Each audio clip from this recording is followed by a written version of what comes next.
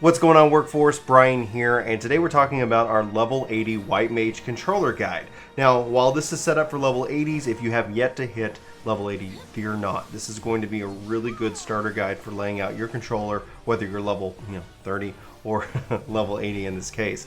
So if you're new to this channel, be sure to hit that subscribe button, like button, and more. And also check out our playlist for our Ultimate Controller Guide series. Link will be one of the top links in the description below for you guys to go check that out. We also have an Ultimate Controller Guide that is really pivotal about jumping into a lot of the key features, targeting, and more. I really highly encourage you to check that out if you're looking for a more in-depth focus guide around controllers that's more generic, not necessarily pertaining to any class. Now, the layouts that we're going to dive in here are going to be 100% focusing on the White Mage and how it plays in Shadowbringers. Obviously, sometimes throughout these videos you might get a little bit of my opinion of the job, but also stay tuned. We're going to be putting out videos talking about the different jobs in more detail in varying different ways. Now, if you're new or coming here, obviously from like Xbox, which should be coming out later sometime in 2020, or if you're just looking to try to pick up the controller and play this wonderful job, this should be the guide for you. Hopefully we answer all your questions, but if we don't, be sure to ask in the comments below.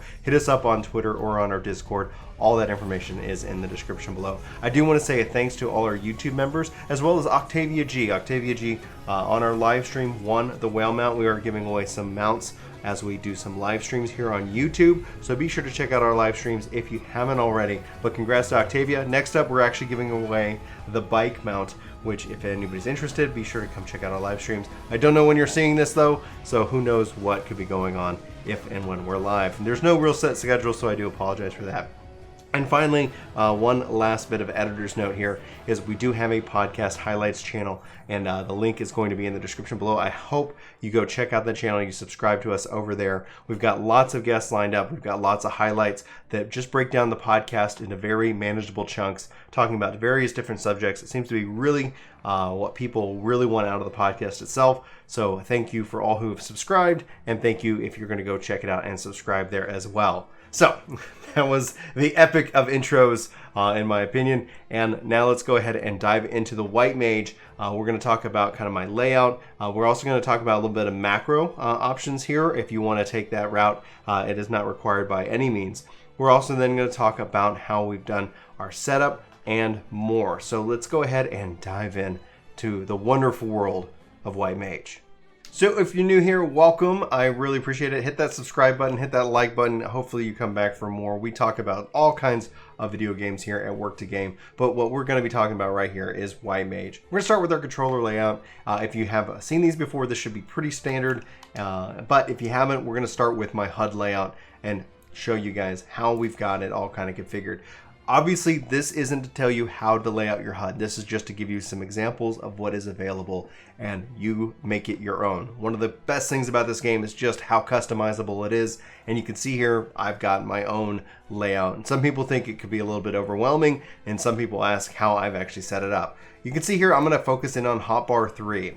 This is where, as a controller player, I set various cooldowns. I set information on this hotbar that I need to know so that I obviously can, fire off a skill when I'm doing something maybe a little bit different, like using the expanded hotbar or more. So this is hotbar 3, so you don't have various different icons and things like that. So if you did a 1 or a 2, you would see numbers to say, hey, if you press the keyboard control, this is how you do it. I really wanted to go for a clean setup. I've got my progress bar for casting, status and feat movements, and enhancements, and I have it kind of split up. If you guys aren't aware, clicking on the settings, you can actually say to split it into 1 or 3 elements, and I do the 3 in this case, so I can toss up my status info, like my food buffs and like various free company buffs, things that aren't really important to the battle up here at the top of of the screen. I've got my party list, which I accidentally canceled out of.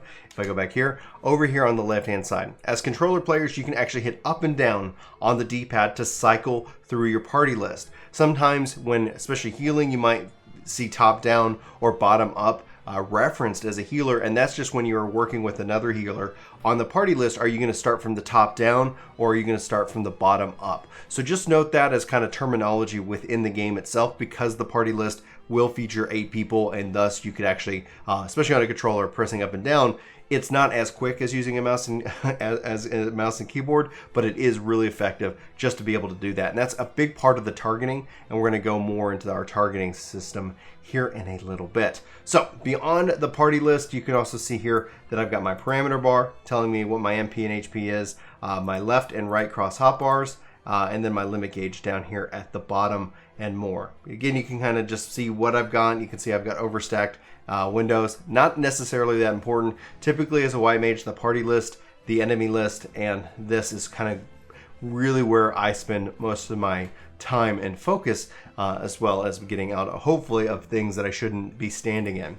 But let's go ahead and talk about my skills here. I've got Afflatus Misery, Afflatus Rapture, Temperance, Surecast, and Swiftcast. Not too many cooldowns. If you see some of my other videos, you'll see that I actually sometimes have more cooldowns there, but there's some things that I want to communicate. As you can see here, whenever I'm jumping over into this screen, some things I just want to know. If my lily, if my blood lily is up and I'm not paying attention, or I didn't hear the sound effect, I want to know that I can fire that up and from there. So those are just there to communicate. These for you could be any number of skills. Okay, so now let's go and focus in on the cross hotbar, what I can actually access via my controller. So you can see here I've got both a left side and a right side, and I have it very themed, at least to some degree here. On the right hand side, I have it very focused on healing. On the left hand side, I have it focused on damage. On my expanded, this is where you'll also see holy and some more damage abilities here as well, but we'll cover that just in a second. Double cross hotbar left, I've got Lucid Dreaming, Rescue, and Repose. I have all of those there, and I have it set up the same way on my Scholar just to show you guys that here, because this is about muscle memory. This is about making it easy for you to win. You want to learn. Learning where your abilities are is going to be the best thing for you. If you don't have to think about where you put them, but rather just react to the situation, you're going to be so much faster than anybody else. And that actually just makes, I think, using a controller way more important in this game. A, because it's both a comfort thing, but B, it's also, that's just obviously where my wheelhouse and expertise lies. Now, on the left-hand side here, like we said, kind of focusing in on damage, on A, Glare, then Dia, Assize, and Afflatus Misery. Obviously, the Blood Lily being triggered once you are able to get all of those lilies fired up, and you can nourish your Blood Lily. I love the memes out there. Your pain is just nourishing my lily. The White Mage is fantastic, by the way. Anyway, so then we have Swiftcast, Presence of Mind, Fluid Aura, and Thin Air.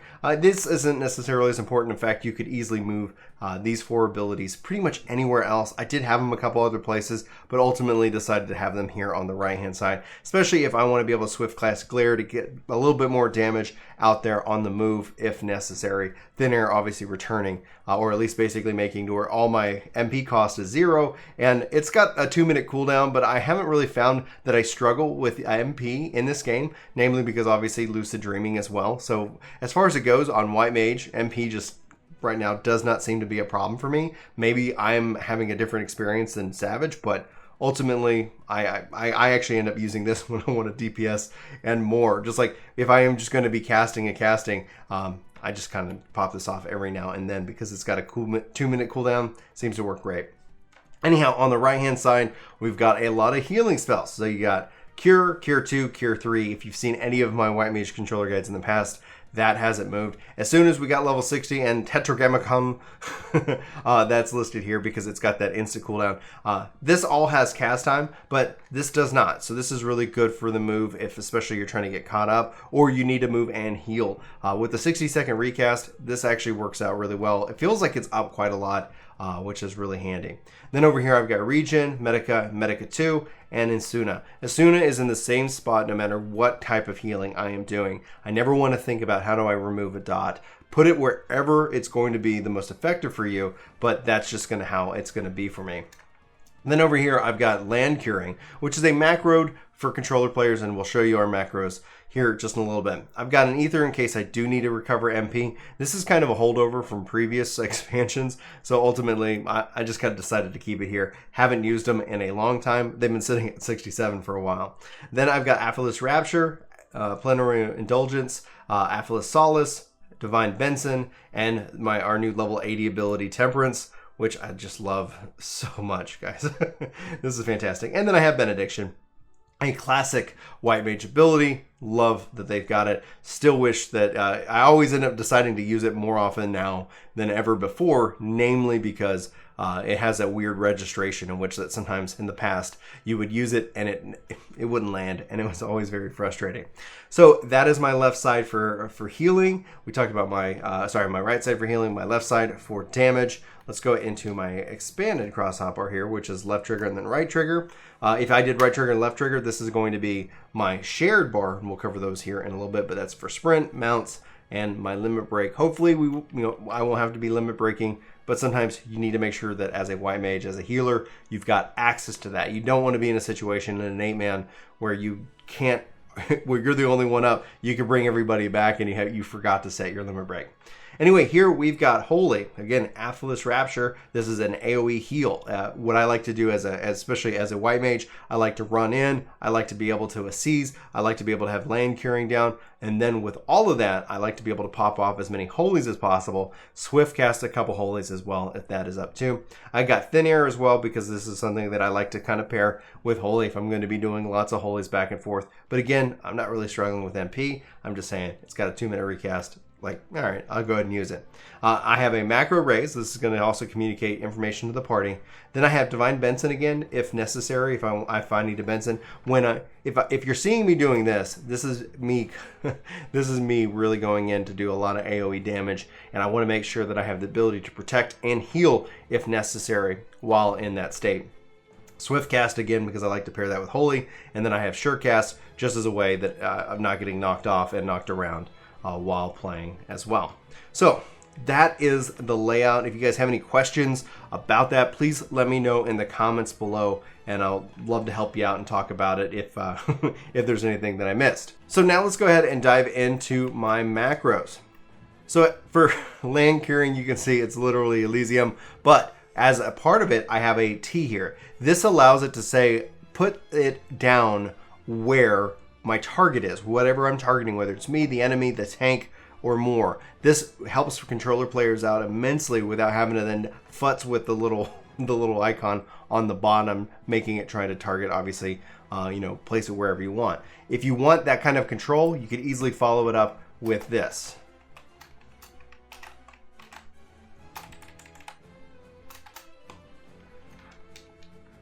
So then without a target,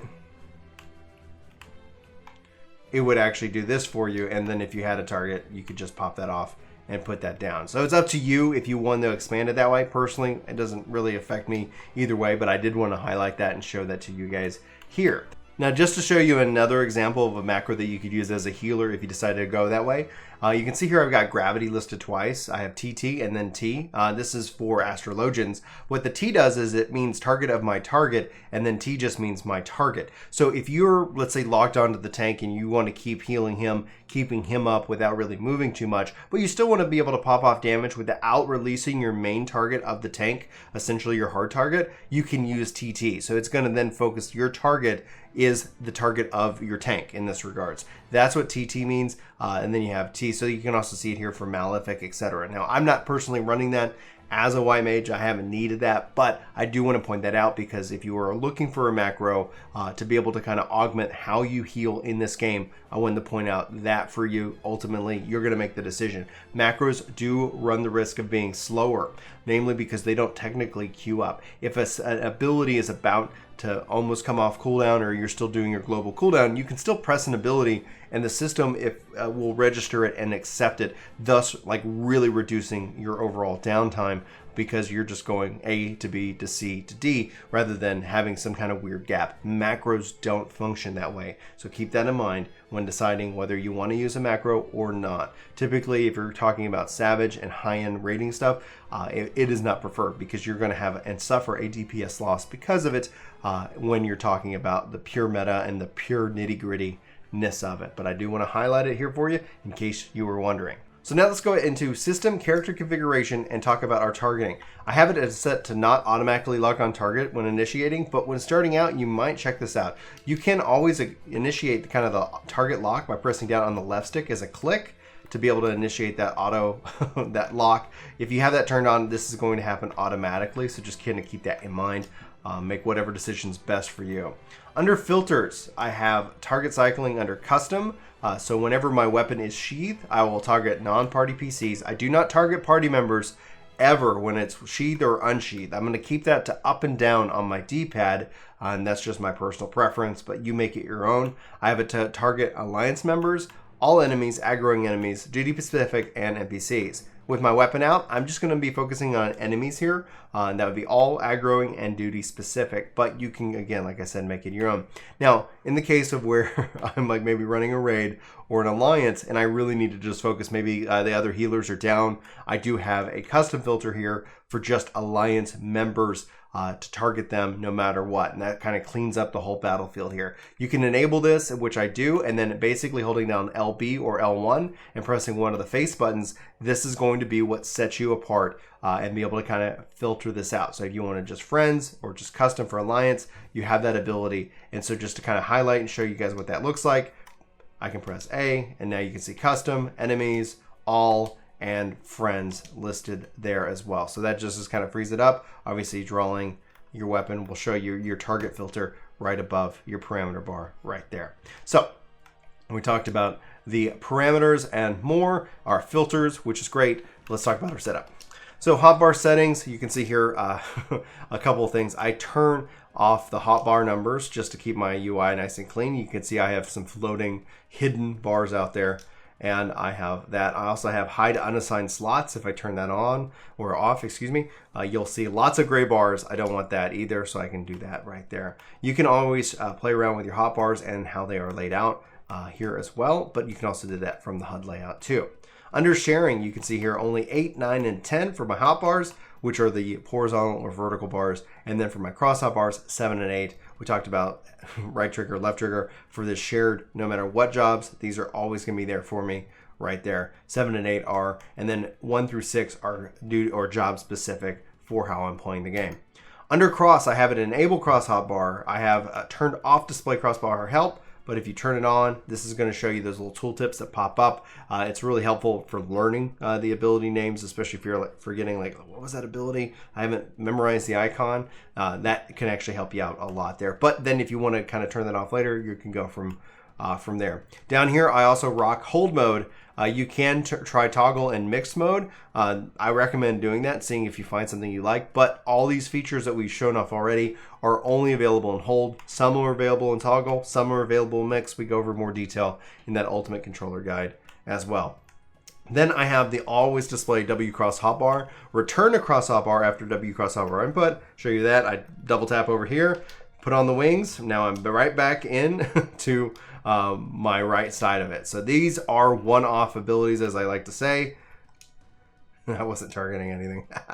So now it's going to do that. All right, hit apply and use. There we go. All right, back to this and here to hotbar settings and etc. So we were there, that's there, and then I have it positioned separately. If you can turn that off, and you can see that my settings aren't that far off from what they recommend, but you can always then use this to set it around. And then as part of your input timer for a double tap, if you're having struggles to get into those, you can always adjust your input timer here as well. Finally, under the custom, this is where I set it all up to go and where they pull from. So for my expanded, which is again LTRT and RTLT, that is listed here, and I have it enabled, and you can see it's set to 2 left, and then the RTLT is 7 right. So this is shared, this is job specific. Then W cross hotbar with simultaneous LT and RT double tap. I've got it set for the directional buttons as well. This gives me a lot more control. And then I have it set to 3 left and 3 right. I cannot drag icons onto this. This is just a shortcut for a window. If I do want to move things around, I do need to go to hotbar 3 in this case and drag things and drop things listed there. And that will give that ability. You can kind of see that if I move this here, it moves around as a part of that that shortcut link in and of itself. If you're ever trying to navigate through these things, you can see here if I hold down R1 or R bumper, then I can use all my face buttons and D-pads to cycle through my hotbars, so to speak. And finally, you can also filter those out and filter those as needed. You can see here, whenever my weapon is sheathed, I will cycle through hotbar 1, 2, and 3. So just R bumper, R bumper, R bumper, boom.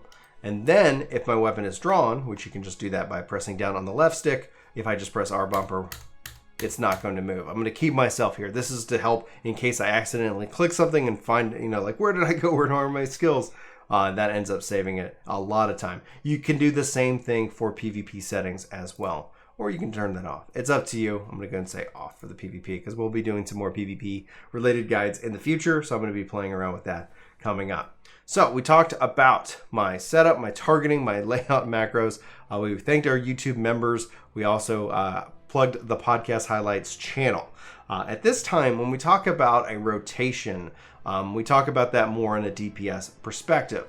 But this is really handy to be able to play. Dia is that dot that you're going to have, and I would recommend that as you go and you're, especially if you're on the move, feel free to dot as many enemies as possible while you're on the move. To show you that here on these target dummies, if I held down left or right trigger, I'm going to do left because I'm going to do some damage. Doing the bumpers is going to allow me to easily switch between the targets. So as I'm running around, as the tank is pulling, I can easily start dotting the targets and going on the move. This is going to allow me to easily switch between different targets and do different things. So this is also going to give me the ability to run up and attack. So you need to get a good feel for what is instacast as well as what's going to take a little bit of a cast. Like if you need to move, pop a little swift cast, get that going, switch targets, drop those dots, run in, pop a little holy. Oh man, I love it. So, and the good thing about holy is it's got that stun, so you can actually interrupt different damage, but you can see multiple stuns aren't going to continue to have that impact. So it is important to kind of be paying attention. It is a risk versus reward for that itself.